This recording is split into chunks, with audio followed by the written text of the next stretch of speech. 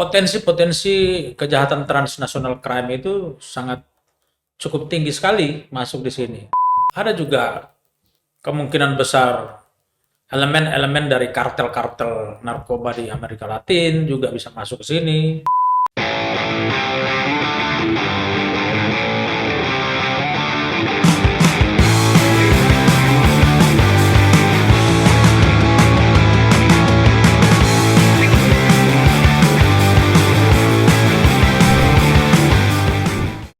Om Swastiastu, Assalamualaikum warahmatullahi wabarakatuh. Shalom, salam kebajikan, namo buddhaya.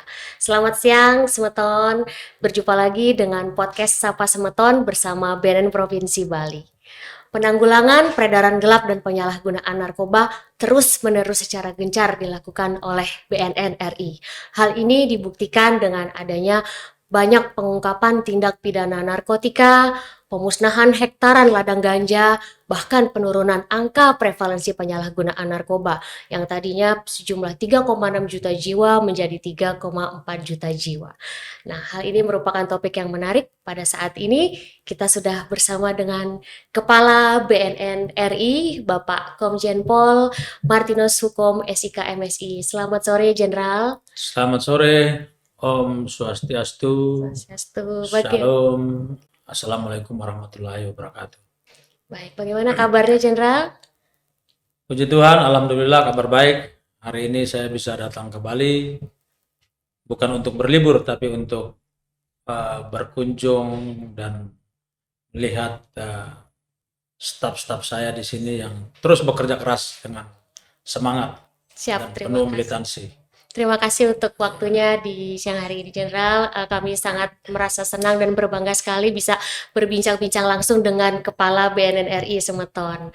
Baik, Jenderal, berbicara terkait dengan peredaran gelap narkoba, bagaimana Jenderal melihat peredaran gelap narkoba baik secara itu global maupun nasional, regional, dan juga ke bawah lagi untuk lokal. Saya melihat secara lokal dulu ya. Siap. Kalau kita berbicara tentang lokal, hari ini saya sedang berada di Bali, maka saya melihat Bali ini sebagai satu wilayah yang sangat strategis. Karena yang pertama adalah Bali merupakan sentra daripada tourism, wisata, dan yang kedua Bali sebagai daerah hub yang menghubungkan antara Pulau Jawa dan jajaran Kepulauan Sunda Kecil, NTB, NTT, dan juga karena Bali mempunyai sebagai pusat wisata, maka ada penerbangan-penerbangan yang dari internasional maupun yang domestik itu langsung ke Bali. Artinya dengan situasi strategis di sini, kita melihat Bali itu sebagai tempat masuknya turis domestik maupun turis asing. Dan ini ketika kita berbicara tentang tourism, lalu kita berbicara tentang tiga hal. Yang pertama adalah masuknya orang, kemudian masuknya barang, dan juga bersamaan dengan itu masuknya gagasan atau ide-ide. Berbicara tentang itu, maka sebagai penegak hukum dalam hal ini BNN atau siapapun yang bertugas melakukan penegakan hukum harus mampu membaca tentang potensi-potensi ancaman dan kerawanan yang berhubungan dengan kondisi strategis dan geografi Bali tersebut. Nah, saya melihat bahwa karena Bali menjadi tempat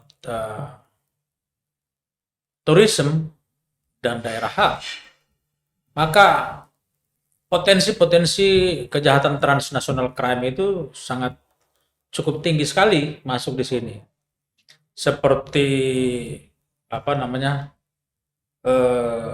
narkoba, kemudian people smuggling, bahkan geng motor yang di dalamnya itu kita tahu lah geng motor internasional itu kan banyak juga terjadi di dalamnya itu adalah kelompok-kelompok yang menganut kekerasan, narkoba dan lain-lain. Kemudian ada juga kemungkinan besar elemen-elemen dari kartel-kartel narkoba di Amerika Latin juga bisa masuk ke sini.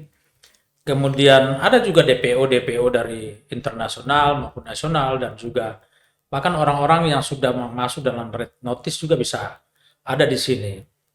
Kita lihat pada akhirnya di sini bisa menjadi transaksi kejahatan, pertemuan-pertemuan antara kelompok-kelompok yang mungkin ingin melakukan satu kejahatan, bahkan mereka membawa gagasan-gagasan kejahatan itu masuk ke sini. Bisa mereka membangun kekuatan jaringan, kartel dan lain-lain. Ini yang harus kita antisipasi secara bersama-sama. Lalu apa yang harus kita lakukan?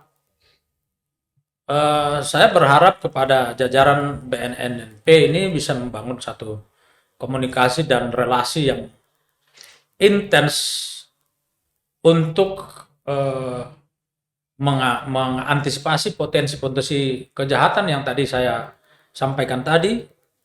Kerjasama antar negara bisa itu dilaksanakan kepada negara-negara yang di mana datangnya tourism, para pelancong, atau mungkin negara-negara yang kita ketahui sudah masuk dalam satu list produksi atau produsen narkotika di sana, di luar negeri, di negaranya, atau bahkan negara-negara yang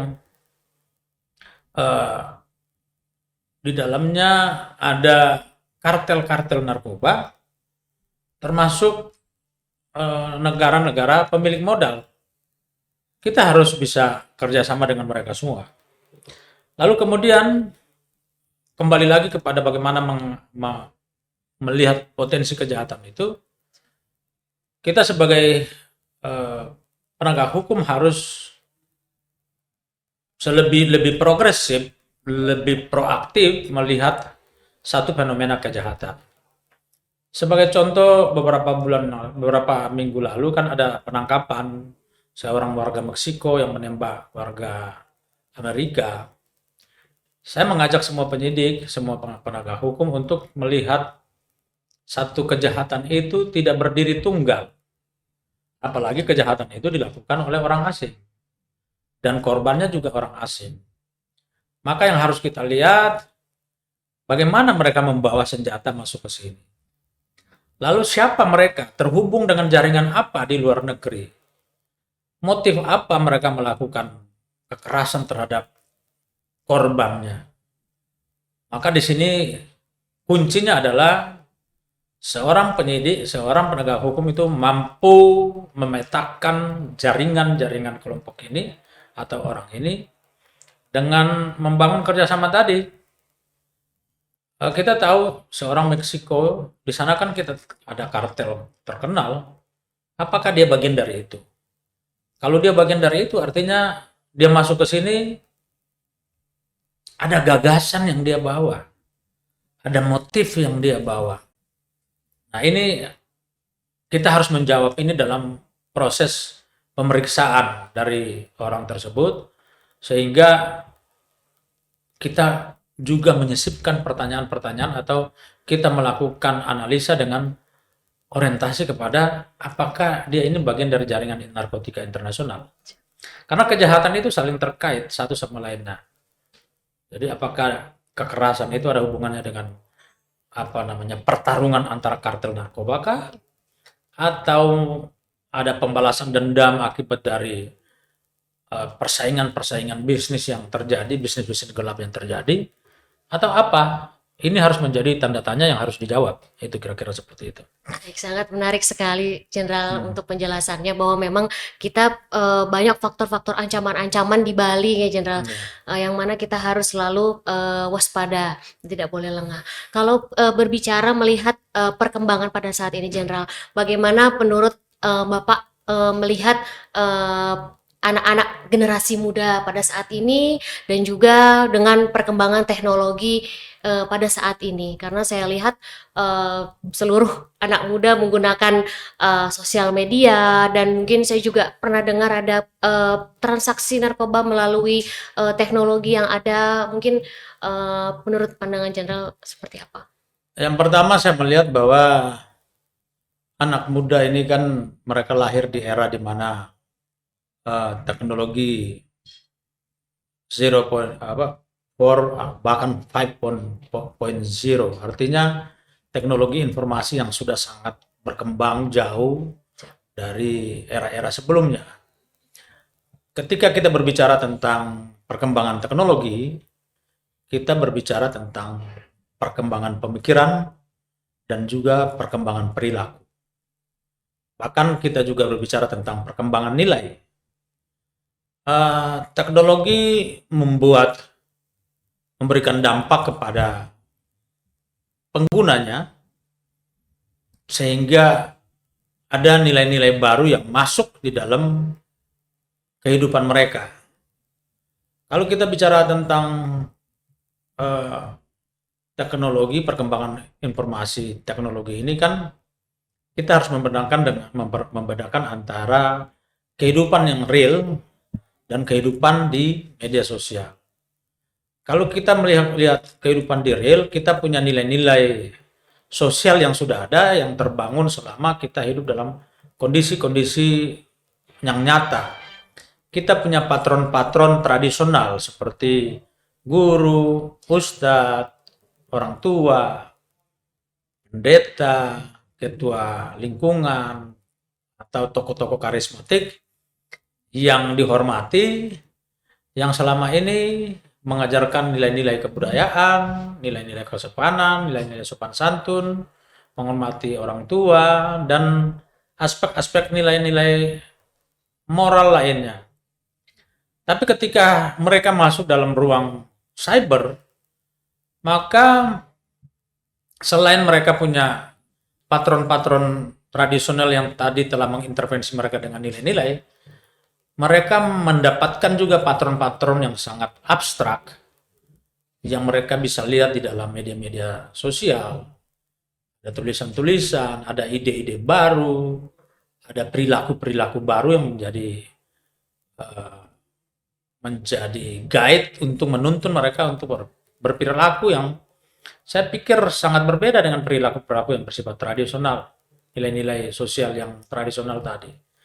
Maka dampaknya adalah kalau kita membaca buku tulisannya Fukuyama ya, Prancis Fukuyama, itu ada satu buku judulnya The Great Disruption. Itu menjelaskan bahwa ada perubahan-perubahan besar itu akan membawa kerusakan-kerusakan besar. Maka yang harus kita lakukan adalah bagaimana membentengi mereka dengan sosial kapital atau nilai-nilai budaya asli yang autentik. Di sini kita sedang berada dalam satu pertempuran patron. Kalau menurut saya ya, pertempuran patron antara patron tradisional dan patron-patron yang abstrak di dalam media sosial tadi. Maka menurut saya anggota masyarakat kita ini atau anak-anak muda kita ini harus tetap mereka kembali ke patron ini. Maka penguatan patron tradisional itu harus kuat. Peran guru, peran orang tua, peran ulama itu harus terus kita pertahankan sehingga mereka tetap terjaga nilai-nilai sosial yang membentengi mereka. Nah, begitu juga ketika kita melihat bagaimana fenomena narkoba di dalam lingkup masyarakat atau generasi muda yang mereka tidak lagi terbatas kepada kehidupan yang tradisional, tapi mereka sudah melampaui itu. Bahkan mereka terhubung dengan orang-orang yang ada di dunia luar, termasuk mungkin di dalamnya adalah jaringan narkotika. Maka mereka ini sangat rentan. Nah, oleh karena itu pesan saya bahwa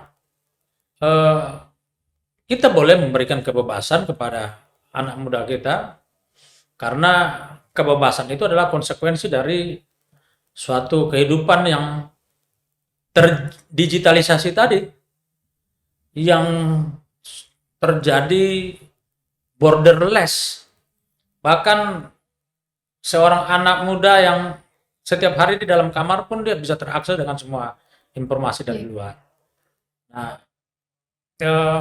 pendidikan moral, termasuk di dalamnya pesan-pesan moral tentang narkoba itu harus kita lakukan di ruang-ruang publik. Jadi para penggiat anti narkoba ini tidak lagi bekerja secara tradisional, konvensional, tapi dia harus masuk dalam ruang-ruang publik tadi. Salah satunya adalah ya podcast ini yang hari ini kita sedang bicara, yang sedang kita ada di dalam, kita sedang hari ini tidak sadar kita sedang berada di dalam satu ruang digital. Kita berdua duduk hari ini. Maka ruang digital itu harus diisi dengan pesan-pesan moral. Sehingga anak muda kita ini betul-betul nilai-nilai tradisional tadi kita angkat masuk dalam ruang digital, sehingga ada kesadaran terus, kesadaran nilai itu ada terus. Jangan sampai mereka hanyut, terbawa, lalu mereka kehilangan identitas. Kalau orang sudah kehilangan identitas, makna kehidupan sebagai suatu manusia, itu lama-kelamaan mereka akan kehilangan kemanusiaan mereka. Lupa mungkin ya terlalu siap. Baik, jadi memang diperlukan pengawasan dari keluarga juga nggak Jenderal, ketahanan keluarga untuk anak-anak mudanya mungkin. Iya, pengawasan dari orang tua itu pasti. Jadi sebagai apa namanya penyeimbang ya. Nah, tadi pertanyaan tadi satu lagi, tadi saya lupa menjawabnya tentang bagaimana perkembangan dunia global narkotika ya. Tadi kalau tidak salah, saya belum sempat jawab. Saya ingin jelaskan di sini bahwa Indonesia pada dasarnya produsen narkoba itu hampir sebagian besar ada di luar. Kita ketahui opium, kemudian amfetamin yang kita kenal sabu itu, kemudian ekstasi, itu semua diproduksi di negara-negara luar. Kita ketahui ada yang di Afghanistan, kemudian di Amerika Latin, seperti Meksiko dan negara-negara Amerika Latin lainnya yang memproduksi koka dan lain-lain. Kecuali ganja ya, ganja itu kita ada bisa diproduksi atau mereka membudidayakan secara ilegal di wilayah Sumatera sana. Nah, apa yang harus kita lakukan? Yang pertama kita harus melakukan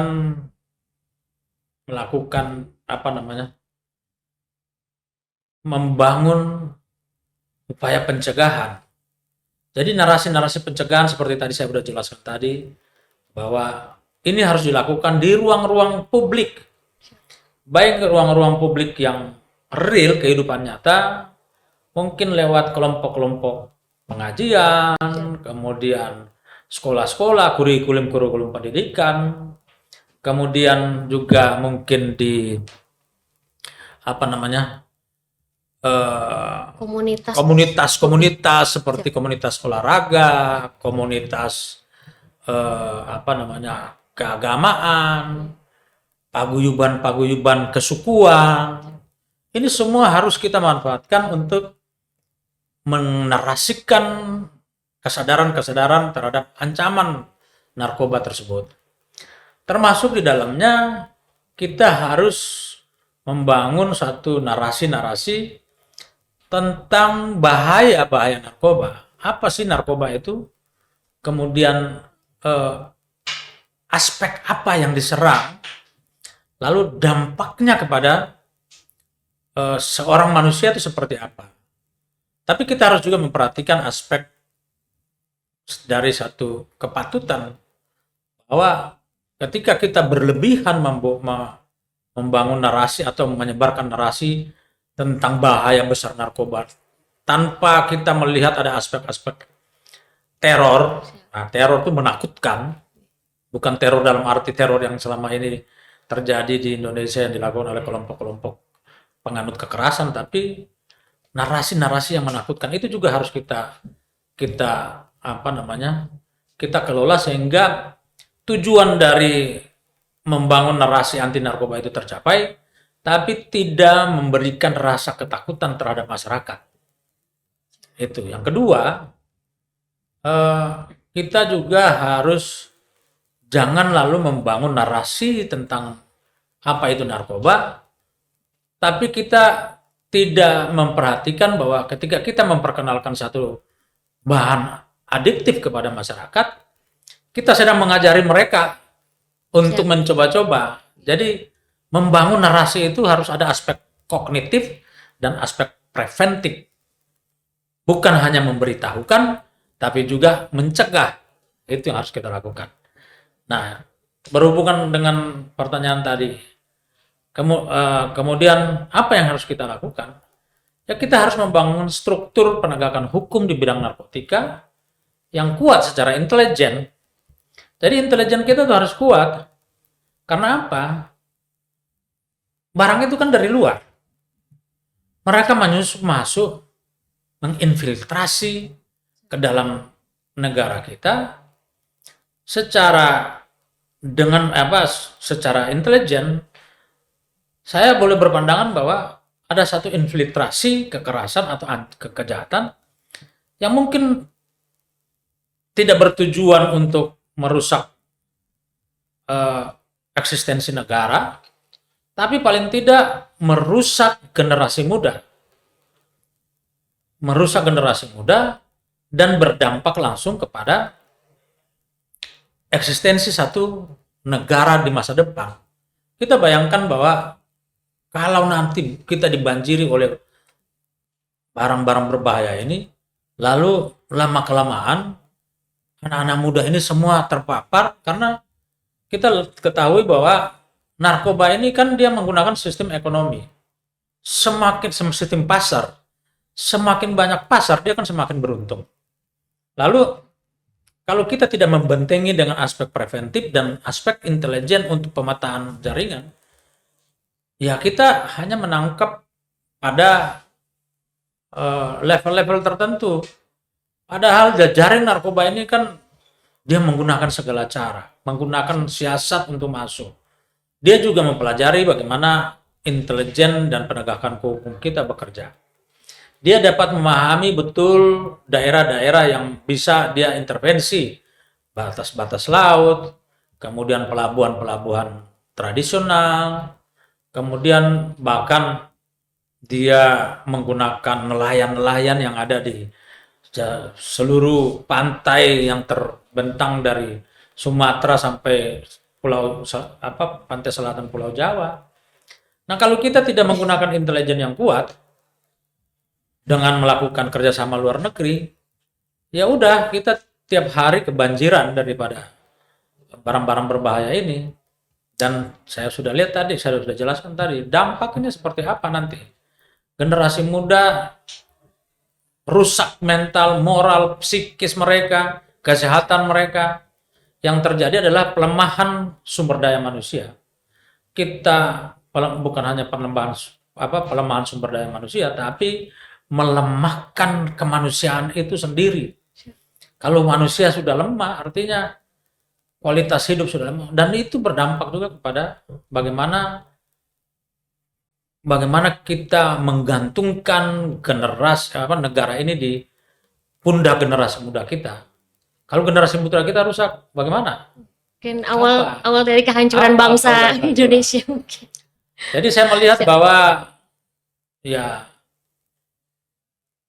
teroris memang berbahaya ya, tapi dia membunuh directly.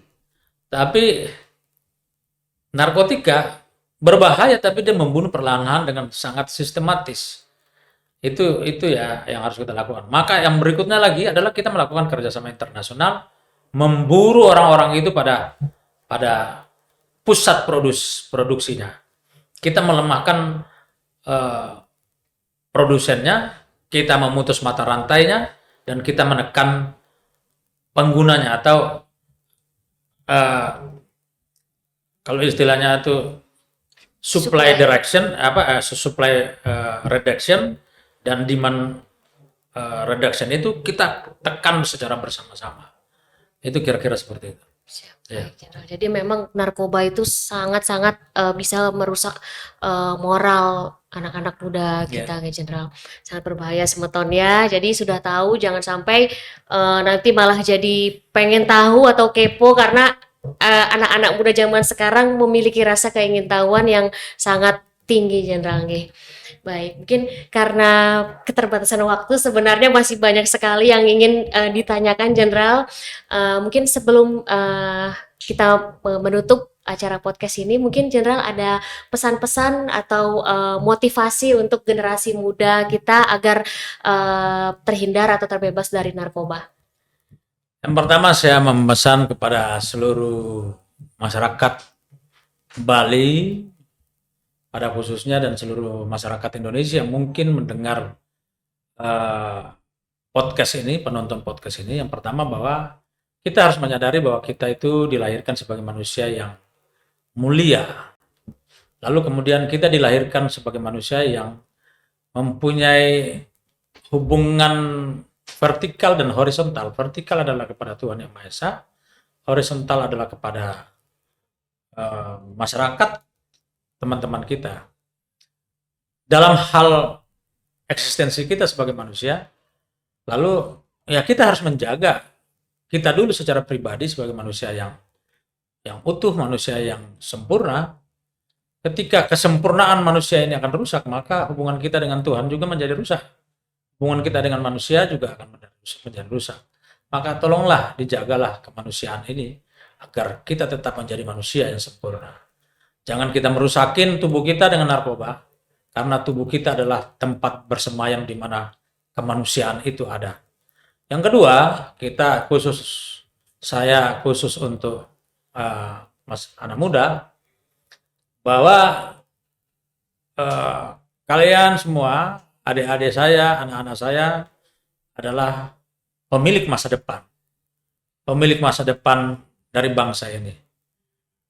Kita senior-senior menggantungkan masa depan ini kepada adik-adik, kepada anak-anak semua. Kita ingin supaya negara ini tetap eksis. Kita ingin mencapai 2045 sebagai Indonesia Emas. Dan Indonesia Emas itu bukan diciptakan pada tahun 2045, tapi diciptakan dari sekarang. Karena kalianlah pemilik masa depan itu, maka marilah kita menciptakan itu bersama-sama dengan generasi-generasi yang sudah tua ini, dan kalianlah yang akan melanjutkan itu di 2045 sebagai pewaris Indonesia. Sekian dan terima kasih.